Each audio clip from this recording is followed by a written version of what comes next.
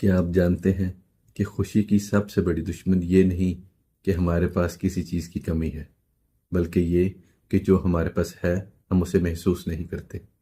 آئیے آپ کو ایک واقعہ سناتا ہوں۔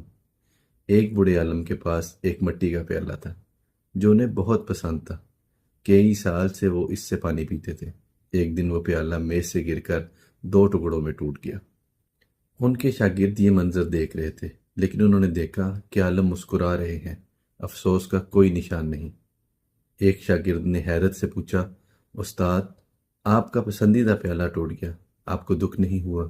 عالم نے ٹوٹے پیالے کے دونوں ٹکڑے اٹھائے اور کہا، یہ پیالہ پہلے ہی ٹوٹا ہوا تھا میری نظر میں جانتا تھا کہ یہ مٹی سے بنا ہے، ایک دن ضرور ٹوٹے گا، اس لیے میں نے ہر بار اسے اٹھاتے وقت اس کی قدر کی، محبت سے چھوا، شکر ادا کیا۔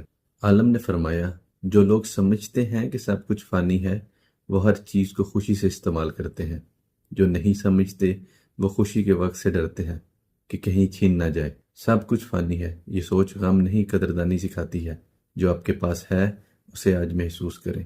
اگر آپ مزید ایسی مختصر اور دلچسپ باتیں سیکھنا چاہتے ہیں تو چینل کو سبسکرائب کریں۔ شکریہ، اللہ حافظ۔